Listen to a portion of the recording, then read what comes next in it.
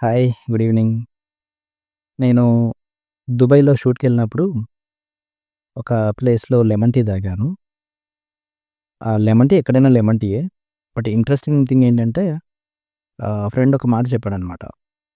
Lemon tea అనేది ఇంగ్లాండ్‌లో పుట్టిందని అనుకుంటారు.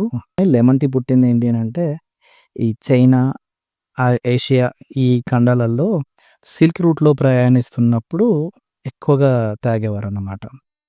ఎందుకనంటే బాడీలో విటమిన్ సి లెవెల్స్ ఇంబాలెన్స్ అవ్వకుండా, అలాగే ఎక్కువగా ప్రయాణించేవాళ్ళు కాబట్టి, ఎక్కువగా నడిచేవాళ్ళు కాబట్టి, శరీరంలో అలసట రాకుండా ఉండేందుకు లెమన్ టీని బాగా తాగేవారనమాట.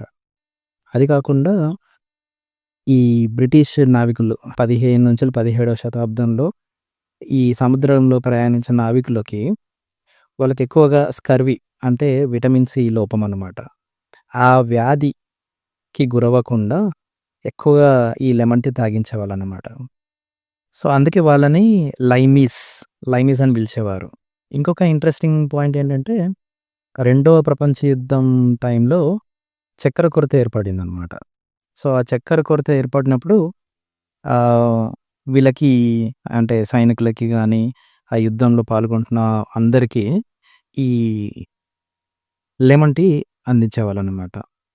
సో, లెమన్ టీ దాదాపుగా ఎలా అంటే, ఒక సర్వైవల్ పాయింట్ లాగా.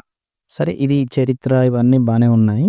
బట్ ఇక్కడొక చిన్న ఇంట్రెస్టింగ్ పాయింట్ ఏంటంటే, ఒక చిన్న ఫిలాసఫీ ఉందనమాట. లెమన్ టీని తొందరగా తాగొద్దు. తొందరగా తాగితే ఏమవుతుందంటే, చేదుగా ఉంటుంది. సో, మన లైఫ్ లాగానే ఏది కూడా తొందరపడి, తొందరగా చేయాలని చెప్పేసి తొందరపడితే, మన లైఫ్ కూడా చేదుగానే ఉంటుంది. వేడిగా ఉన్నదాన్ని నెమ్మదిగా సిప్ చేస్తూ తాగాలి. అలాగే మన లైఫ్ కూడా ఎంత తొందరపాటు ఉన్నా, ఎంత తొందర పెడుతున్నా కూడా కాస్త నిదానంగా, స్థిమితంగా ఆలోచించి ముందడుగు వేయాలి. నాకు చెప్పండి, మీరు లాస్ట్ టైమ్ ఇలా మెల్లగా సిప్ చేస్తూ లెమన్ టీని కాదు, మీ జీవితాన్ని మెల్లగా ఆస్వాదిస్తూ చివరిసారి ఎప్పుడు గడిపారు? కామెంట్ చేయండి. మనం డిస్కస్ చేద్దాం.